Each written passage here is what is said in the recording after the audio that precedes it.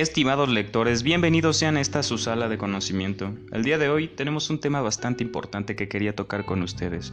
Para mí, en lo personal, el psicoanálisis es una parte fundamental de la vida y de la historia del ser humano que nos explica su comportamiento desde adentro, desde el mundo racional, desde el mundo de las ideas, desde el mundo de la psique, ¿no? Entonces vamos a analizar el arquetipo de la sombra. ¿Qué es la sombra para el psicoanálisis? Este término lo acuñó Carl Gustav Jung y vamos a ahondar en su significado y en qué es, ¿no? El arquetipo de la sombra representa, según la psicología analítica de Carl Gustav Jung, el lado oscuro de nuestra personalidad. Se trata de un submundo convulso o dentro de nuestra psique, donde se contiene lo más primitivo. Cabe mencionar que nuestra psique es nuestra esencia, nuestra alma, nuestra mente, entonces nuestro subconsciente para el psicoanálisis, ¿no? Este mundo que vive dentro de nosotros y no nos damos cuenta, en donde se contiene lo más primitivo, esa parte oscura, ¿no? Decía Carl Gustav Jung, los egoísmos más afilados, los instintos más reprimidos y ese yo desautorizado, que la mente consciente rechaza y que sumergimos en los abismos más profundos de nuestro ser.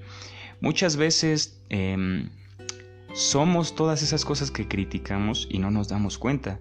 A esto refiere este tipo de analíticas en la psicología o en el psicoanálisis. Recordemos que el psicoanálisis es una psicología más aplicada a la terapia, ¿no? Al origen de los traumas y a la resolución.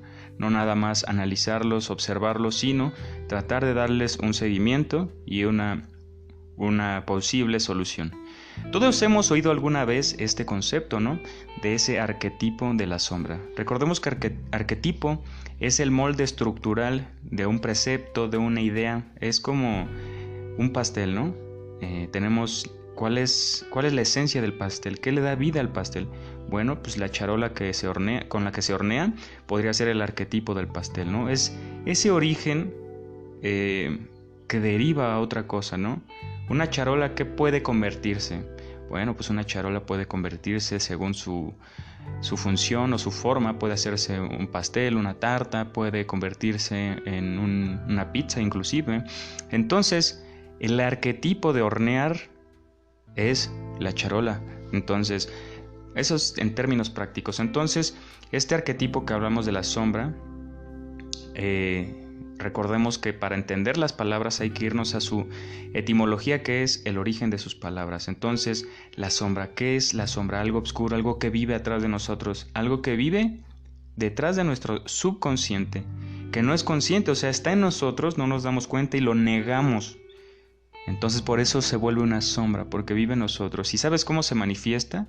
Criticando, señalando, siendo fúricos con algunas reacciones atípicas de parte del comportamiento del otro, de las personas. Entonces, de ese estallido en furia de alguien que se equivoca, ¿no? Entonces, bueno, todos hemos oído este término alguna vez. Sigue utilizándose en la psicología para hablarnos de esta confrontación, de esa sensación de disputa a veces que llevamos con nosotros mismos cuando trabajamos con nuestras frustraciones, ¿no? Nuestros miedos e inseguridades o rencores. Entonces, fíjate cómo hace resonancia esto, ¿no? Como cuando uno tiene un mal día, está enojado por dentro y no es razón para tratar mal a las personas, pero esa sombra está ahí adentro de nosotros. Entonces pasa algo y uno explota. Fíjate, no tienes cuidado, esto y aquello. Entonces, wow, qué bonito es el psicoanálisis que nos ayuda a entender este mundo desde la parte de nuestra conciencia, ¿no? Y cito una frase de Carl Gustav Jung que dice: uno se ilumina imaginando figuras de luz. Uno no se ilumina imaginando figuras de luz, sino haciendo consciente la oscuridad. Él nos decía que solo lo que se observa se entiende. Entonces, observarlo es analizarlo para que deje de lastimar. Entonces, uno cuando mira los ojos a sus miedos, es más probable que los pueda vencer. Pero si lo sigue evadiendo, si sigue bajando la mirada, si sigue haciéndose obseso a lo que ya pasó y no queremos aceptarlo, sino que seguimos en disputa con ello, pues sigue haciendo un hoyo en nosotros, entonces nos sigue mermando, sigue menguando nuestra esencia. Entonces hay que observar para llenar de luz esa oscuridad, nos dice Carl Gustav Jung. Sin embargo, no podemos olvidar que esa idea de Carl Gustav Jung nos trajo a través de su trabajo sobre los arquetipos, ya que estaba presente en nuestra sociedad histórica y culturalmente. El concepto de sombra o reverso oscuro conforma esa dualidad tan común que incluso sirvió para Robert Louis Stevenson como inspiración para crear su ya clásico Dr. Jekyll and Hyde, mucho antes de que propio Jung desarrollara su teoría sobre el arquetipo de la sombra. Entonces, ¿ya vieron dónde está el arquetipo de una idea de Jung? Está en una novela de alguien más. Cabe mencionar que también William Shakespeare es el arquetipo de muchas teorías psicoanalíticas o psicológicas de Sigmund Freud, el autor tan espectacular que es William Shakespeare. Ahondó en la esencia y en el sufrimiento del ser humano, de tal modo que sirvió de inspiración para analizar a esos personajes, a Sigmund Freud. Esto es increíble, ¿no? Todo aquello que en momento dado consideramos como malo, debido a nuestra educación y a las normas morales de nuestra sociedad, se convierte en nuestra sombra. Como por ejemplo, tú ya te hiciste consciente de que la basura es mala, tirar basura es mala, y ves a alguien tirando basura y no lo perdonas y lo satanizas y lo señalas, ¿no? Porque es algo que a ti no te gusta y te has educado conforme ha pasado el tiempo. Pero alguna vez tú tiraste basura. Por ejemplo, de niño, de los 8 a los 15 años, ya que maduraste, dejaste de tirar basura, pero ve cuánto tiempo llevaste tirando basura. Y tal vez tú no sabes el contexto de la otra persona, ¿no? ¿Qué tal si era la tercera vez en su vida que tiraba una basura y solo fue la envoltura de un chicle, ¿no? Entonces, esa es la sombra que nos persigue, ¿no? Bueno, sin embargo, no es recomendable ver todas esas dinámicas internas como experiencias reprobables o peligrosas, hasta el punto de pensar que todos nosotros llevamos un Hyde clamando por salir, perdón. El propio Jung explicó que existen diferentes tipos de sombras y que un modo de alcanzar el bienestar, la sanación y la libertad personal es haciéndolas consciente, enfrentándonos a ellas. Observa lo que hay dentro de ti, ¿no? Como siempre es bien interesante observar y hacer una lista de nuestros malos hábitos, malos comportamientos, malas conductas. Digo, a veces podemos portarnos groseros, a veces no podemos dar gracias en ciertas cosas y cosas más profundas, ¿no? Pero en este tipo de actos va permeado parte de nuestra sombra, ¿no? En lo que dejamos de hacer. Entonces, ser consciente es observar y analizar todos estos padecimientos que dejamos de un lado, todas estas actividades que no creemos importantes, pero conscientemente ya dejamos pasar una gran oportunidad de ser diferentes. Entonces, esto va generando una sombra, ¿no? Y el arquetipo de la sombra es el lado oscuro del ser humano. El arquetipo de la sombra se relaciona mucho con el concepto del inconsciente formulado por Freud. No obstante, contiene matices únicos que lo diferencian de un modo considerable y que lo enriquecen aún más. No podemos olvidar que lo empezó siendo idilio intelectual entre Freud y Jung y terminó enfriándose. Entre ellos lo andaban mascando, lo estaban procesando. Recordemos que ellos llegaron a trabajar en conjunto, se tenían mutuo respeto. Y sí, hasta el punto de que este último llegó a decir que el padre del psicoanálisis, que era una figura trágica, un gran hombre, pero alguien con cuyo método terapéutico no comulgaba. Los procesos terapéuticos del psicoanálisis son diferentes, ¿no? Recordemos que Freud acudía mucho a la hipnosis y de ahí se enteró de un gran descubrimiento. Haz de cuenta que mediante la hipnosis, Freud hizo que un paciente externara su problema, pero él se dio cuenta después que no fue hipnotizarlo, sino que el paciente pudiera verbalizarlo, que lo pudiera sacar mediante su consciente o su subconsciente, pero que lo pudiera verbalizar para poder entenderlo él mismo. Muchas veces en nuestra mente todo es abstracto. Las ideas en nuestra mente son abstractas, pero al verbalizarlos o a darles un cuerpo material o una vida, aunque sea fonéticamente, pues es más fácil entenderlo y analizarlo de diferentes puntos de vista, ¿no? Entonces, sí, se dio cuenta que verbalizar un problema o charlarlo puede ser terapéutico, puede causar resiliencia, o que es un término del psicoanálisis que refiere a la disolución de un trauma, ¿no? De un trauma que nos hace un hoyo en el corazón. Y es muy interesante. Jung desarrolló su propio método de la psicología analítica.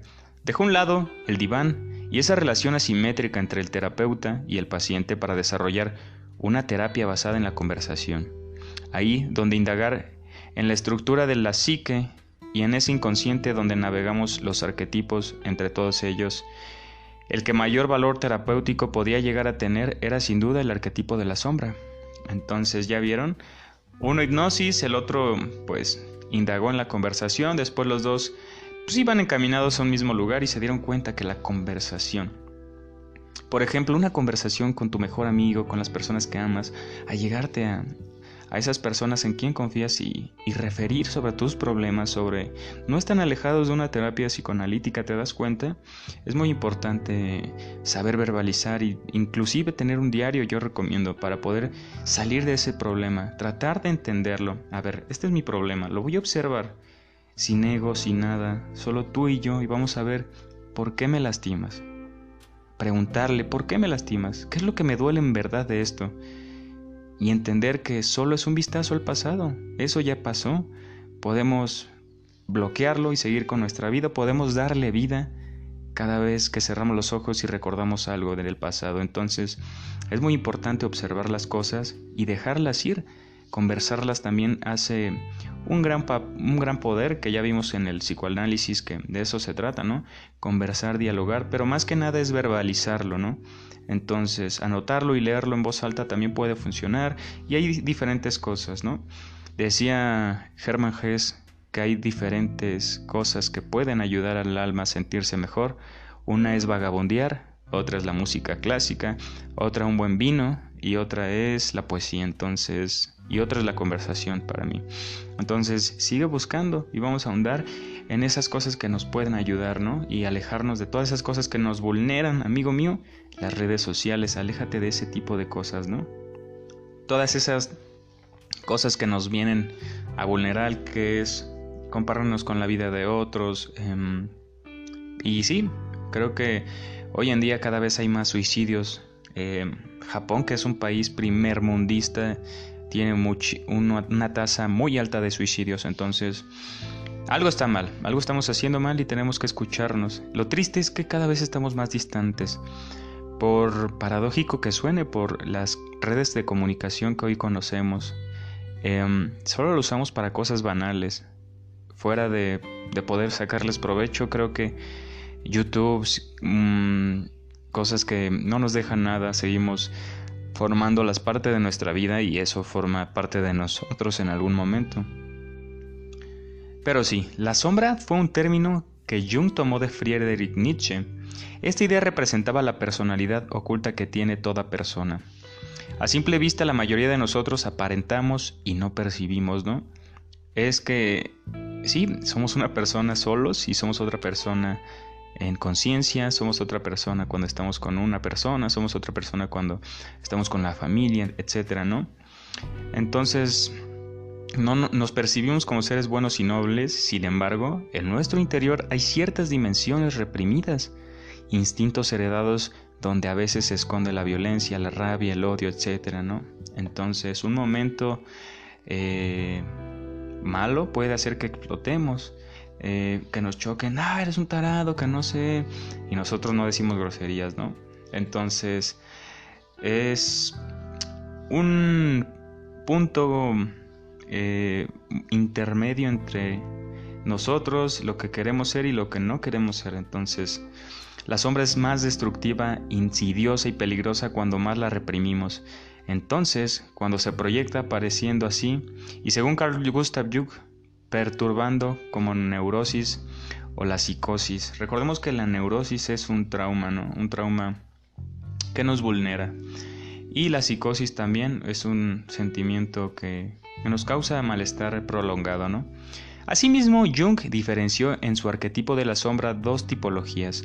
La primera es la sombra personal, la que llevamos todos con nuestras pequeñas frustraciones, miedos, egoísmos y dinámicas negativas más comunes.